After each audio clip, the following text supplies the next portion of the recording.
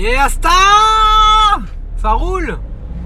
Alors là, je fais un live, mais à chaud et énervé. Je suis énervé, les amis. Je suis très énervé. Salut Lydie. Parce que si vous voulez faire de l'investissement immobilier, salut Nico investisseur. Salut Sarah. La banque est quand même pour moi quelque chose, la chose au niveau de l'investissement le plus compliqué. Je suis actuellement, alors là il faut juste que je relève mes oreillettes.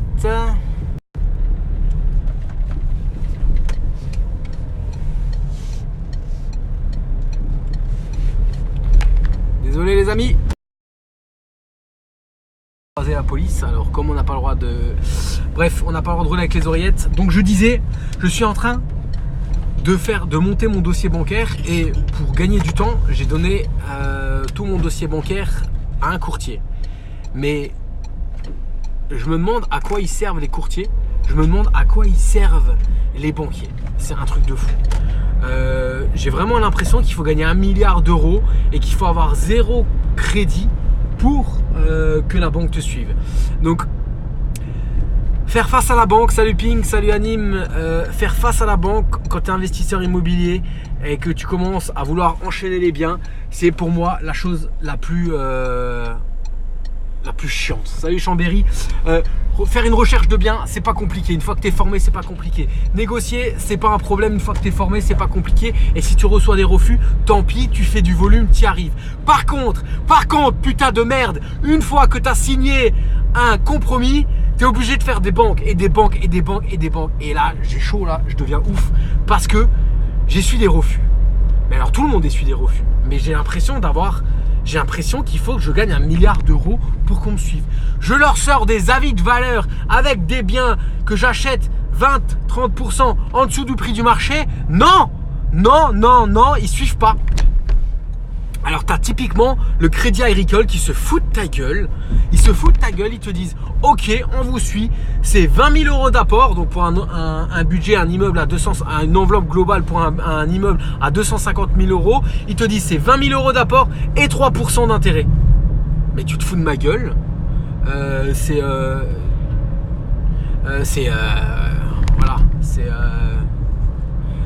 Il se fout de ma gueule. Et j'ai dit là, il se fout de ma gueule. En fait, j'avais envie de dire au courtier, vous auriez dû dire au Crédit Agricole, dites-moi carrément que vous n'avez pas envie de me financer. Mais ne me sortez pas, ok, 20 000 euros d'apport et 3% de taux d'intérêt. Alors que derrière, tu arrives à avoir des taux à 1,35. Donc, voilà.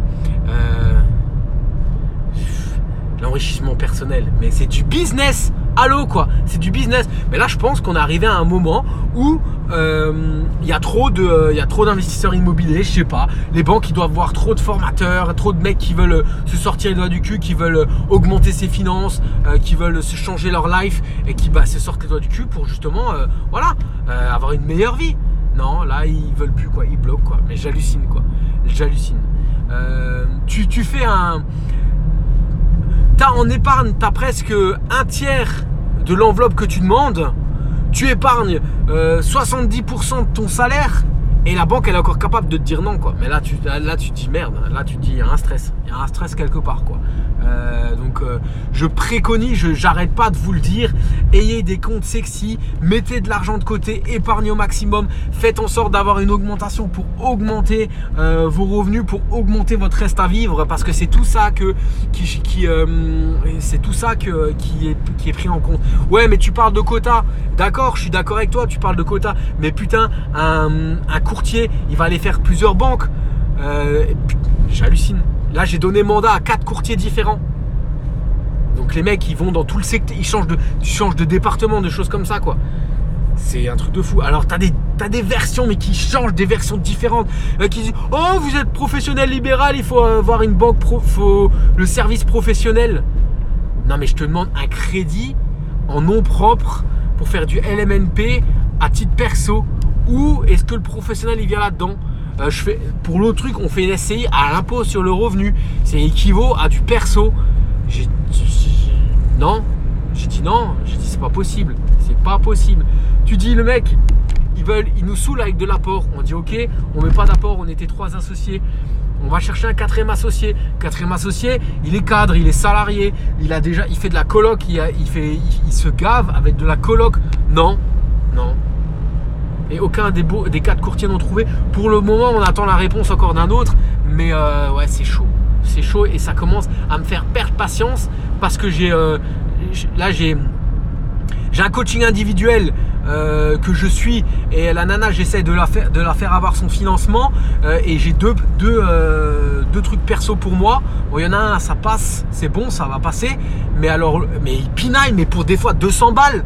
Mais j'hallucine quoi, j'hallucine. Et pour l'immeuble, alors on est 3 associés, non, puis ils font encore chier quoi.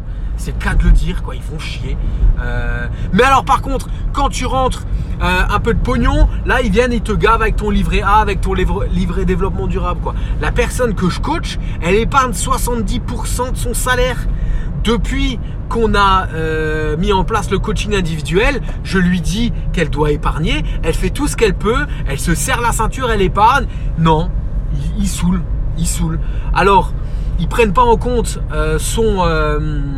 sa pension alimentaire parce qu'ils incluent pas la pension alimentaire dans la source de revenus. Par contre, les chiens, ce qu'ils font, ils lui disent qu'ils ont 2 ans, qu'elle a 2 enfants et qu'elle a plus de parts. Là par contre, les enfants ils sont bons. Mais alors pour calculer la pension alimentaire, ça ils prennent pas. Enfin ça me révolte. Parce que toi derrière, tu as envie de prendre des risques, de sortir de ta zone de confort, d'améliorer ta vie, d'améliorer tes finances, de faire en sorte que tu aies un meilleur avenir, d'avoir un meilleur avenir pour tes enfants, pour tes parents, payer la maison de retraite, payer l'école, quoi que ce soit. Et derrière, une personne lambda te met des bâtons dans les roues, parce que tu rentres pas dans les critères. Non, je suis pas d'accord. Là ça me saoule quoi. Je suis vraiment pas d'accord. Et en plus, là je vais acheter un appartement d'un banquier les amis. D'un banquier. Le banquier il est en liquidation. Le banquier il payait pas son prêt quoi. Et il s'est cassé après. Il s'est cassé du crédit mutuel pour aller travailler en Suisse. Je suis sûr qu'en Suisse ils savent pas qu'il a encore des crédits sur le dos. Et ça me révolte. Ça me rend fou. Cette vidéo là je vais l'enregistrer. Je la mettrai sur ma chaîne YouTube. Parce que là à chaud ça me saoule. Les mecs ils te font la pluie et le beau temps quoi. Donc là, j'ai pris rendez-vous en parallèle des courtiers avec une banque où j'ai 2 de mes sociétés, où j'ai de la trésorerie dans les 2 de mes sociétés. J'ai pris rendez-vous avec ma banquière pro, plus avec le directeur. J'ai mis en pièce jointe le directeur. Et je vais dire au directeur, vous me suivez sur 20 ans, pas de frais de remboursement anticipé, indifféré de 1 à 2 ans, minimum 1 an. Si vous ne le faites pas, je vire mes sociétés. Et si vous le faites, je viens avec ma trésor et mon activité d'infirmier libéral. Par contre, si vous ne me suivez pas, je pars avec mes sociétés et je quitte votre banque. Et avec la trésor qu'il y a dans ces sociétés-là aussi. Là, c'est fini maintenant. C'est fini d'être gentil, c'est fini de sourire. À un moment ou à un autre, tu dépends d'une autre personne, tu dépends d'un système. Toi, tu prends des risques, tu vas t'endetter, tu vas aller faire des travaux, tu vas peut-être pas dormir la nuit, tu vas peut-être prendre énormément de risques, tu vas travailler le samedi soir, la nuit, tu vas travailler le dimanche. Non et non. Tout ça parce que derrière, on te dit non. Et ben, je suis pas d'accord. La pension, ah oui, et la pension, il le lève de tes revenus quand c'est toi qui la payes. Par contre, quand tu la reçois, là, pour le coaching individuel, cette femme, elle le reçoit, la pension alimentaire, ils ne le prennent pas en charge. Par contre, il pinaille quand on lui demande pourquoi il ne finance pas, il pinaille parce qu'elle a 2 enfants. Ouais, mais alors si tu regardes, si elle a 2 enfants, prends les 150 € en plus qu'elle a par mois. Parce que son ex-conjoint lui donne 150 € de plus. Ça fait 1050. Non, ils veulent pas. La nana, elle a 900 € de salaire, elle épargne 750 quoi. Qu'est-ce qu'il leur faut de plus quoi? Elle a 0 crédit. L'ordi, bah complètement. L'ordinateur leur dit ce qu'il faut faire, exactement. Exact. Oublie pas qu'il faut rester le fromage pour les banques. Non mais je suis d'accord Pink. Mais là je vais y aller, je vais dire écoutez c'est simple. J'ai 2 sociétés avec des flux de trésorerie. Vous gavez sur les cartes bancaires, sur les choses comme ça. Derrière il y a 30 000 €, il y a 20 000, il y a 15 000. Ça dépend du moment, Il y a de la trésor. Il n'y a plus de crédit en cours. C'est simple. Soit vous me financez et vous me prenez avec infirmier. Donc je viens et je suis le fromage, je viens avec ça. Soit vous me refusez et alors je pars. C'est simple, voilà, c'est comme ça. Le scoring bancaire est très important, mais Mais à un moment ou à un autre, voilà, enfin je sais pas, j'arrive plus à comprendre. Alors t'as le courtier qui te sort que en ce moment il a plein d'investisseurs immobiliers. T'as l'autre courtier qui te... Ils ont des discours différents alors qu'on est dans le même pays, quoi. C'est là que tu dis qu'il n'y a pas de... de vérité. Il n'y a pas de vérité. Il peut y avoir 10 000 politiques différentes. Enfin, c'est un truc de fou. Et pendant ce temps-là, tu perds ton temps, tu perds ton énergie. Ça me rend ouf, quoi. Et moi, je vois à titre perso ce qui m'arrive. Et en même temps, vu que je coach des gens, quand on part sur un coaching individuel, on part déjà sur, on se fixe sur une année pleine. Et derrière, on se dit, voilà, on se laisse 1 an pour faire un achat, voire 2. Soit de la coloc, soit de la division, soit de l'achat d'immeubles. Donc derrière, la première chose que je dis maintenant, on fait le point direct sur ton épargne et on essaye d'épargner au maximum. Et non, malgré ça, quand tu signes le compromis, tu as un refus. Après, c'est pas grave, hein, faut pas lâcher l'affaire. Hein. Moi, je dis 1 refus, 2 refus, 3 refus, tant que tu n'as pas eu 30 refus, tu lâches pas l'affaire, quoi. Hein.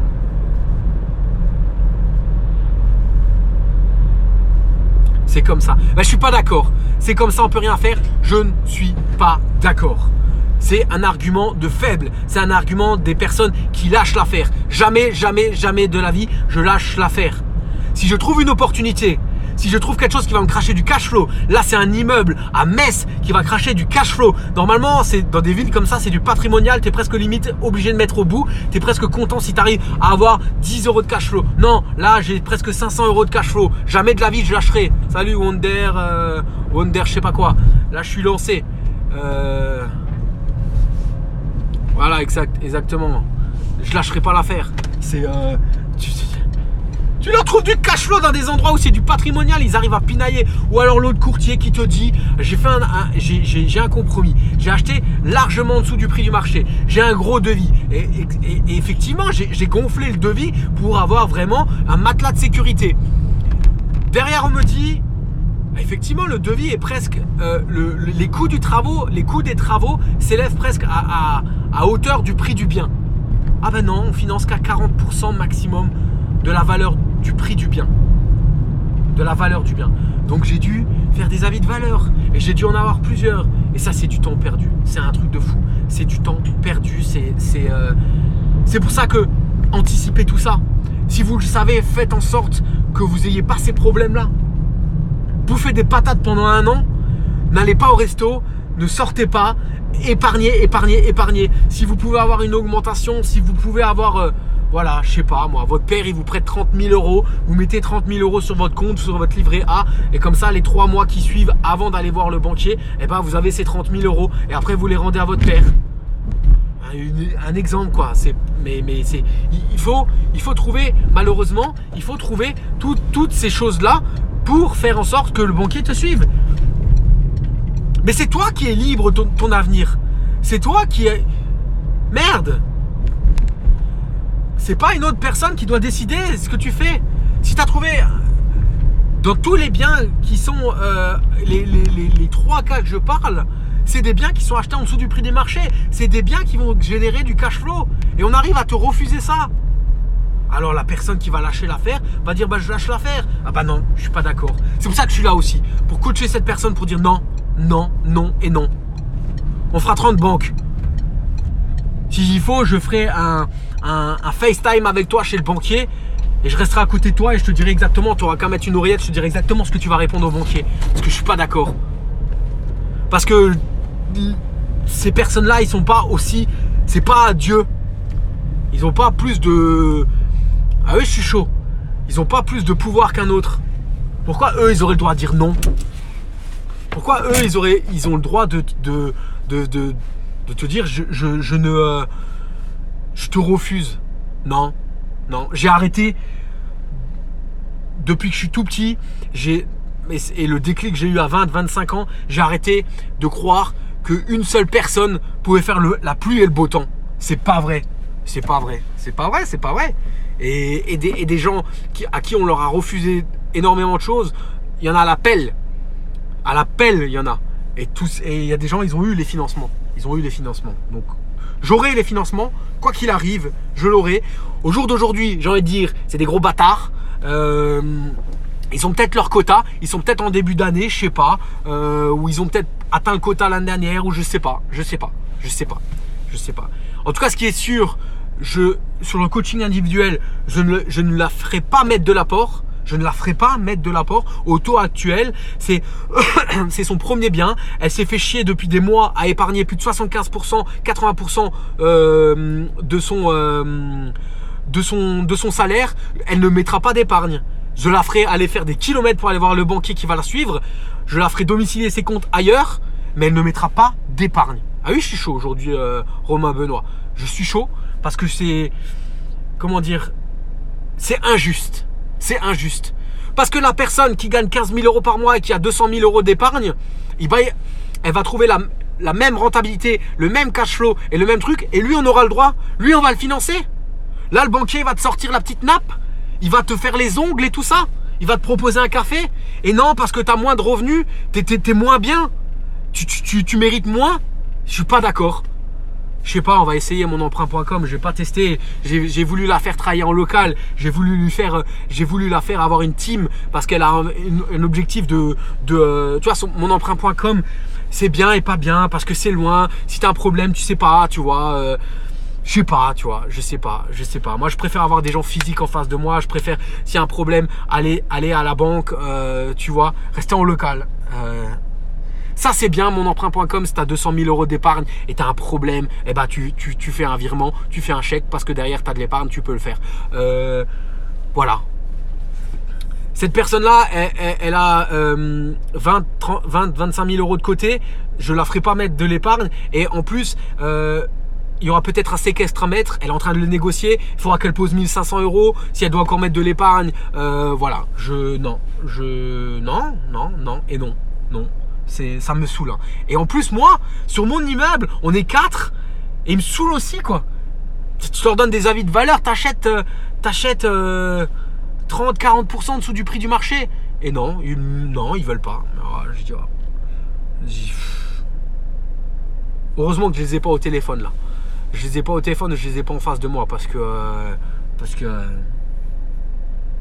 le pire, c'est que j'ai un profil, j'ai toujours tout payé. Je rembourse tout en temps et en heure. Je fais un honneur à respecter tout dans les délais. Quand je dois payer quelqu'un, je le paye en temps et en heure. Quand j'ai des devis, quand j'ai des acomptes à faire, et je les paye en temps et en heure. Je demande la même réciprocité en face, tu vois. Un mec qui vient faire le chantier, je lui dis tu peux commencer quand? Il me dit il peut commencer le 12 février, je veux qu'il soit là le 12 février. Je lui dis t'as des délais de combien? Un banquier c'est pareil. Là j'ai envoyé un mail à ma banquière avec en pièce aussi jointe, j'allais dire le directeur de banque. Là je vais y aller, à fond. Sur ce les amis, vous aurez le replay. N'hésitez pas à aller le voir et puis je vais l'enregistrer, je vais le mettre sur ma chaîne YouTube parce que voilà, parce qu'en même temps c'est exactement à quoi des investisseurs immobiliers sont confrontés tous les jours, au refus des banques et là tu dépends vraiment de quelqu'un, mais voilà. C'est pour ça qu'il faut anticiper tout ça, épargner, utiliser le cash flow pour épargner. C'est pour ça que ça se fait pas si tu fais même de la location courte durée, épargne l'argent parce que cash is king. L'argent est roi. Sans thune, tu fais rien. Il y a plein de choses qui rentrent dans le coaching, dans le scoring bancaire. J'en parle dans la formation RLE, comment les banquiers te notent. Il y a plein de choses qui rentrent en compte. Là, ils saoulent parce que madame n'a même pas 1 000 euros par mois, quoi. Mais enfin bref, alors qu'elle a de l'épargne et alors que si elle fait un achat-revente de ce bien-là, elle se met 40 000 dans la poche, quoi. Mais ça y voit pas. Voilà. Enfin bref. Ça m'a fait du bien de vous parler, les amis, aux 8 personnes qui sont là. Je me sens mieux maintenant, je me sens moins énervé, tu vois. Heureusement que je peux pas faire de la boxe parce que je crois que le sac là, j'aurais pété en deux. Mais je vais aller au foot ce soir, il faudra que je me calme quand même parce que là le foot c'est différent. Mais voilà. Les amis, bon après-midi à vous. J'espère que ça aura pu vous servir. Je le dis et je le répète, je ne le répéterai jamais assez. C'est quoi l'histoire? SMR Moser. Écoute, regarde le replay là. J'ai plus de salive, j'ai plus rien de parler. J'étais bien énervé. J'ai vidé mon sac, mais ça va le faire. Ça va le faire, Ping. Ça va le faire. On est chaud. Allez, bon après-midi. Ciao, ciao.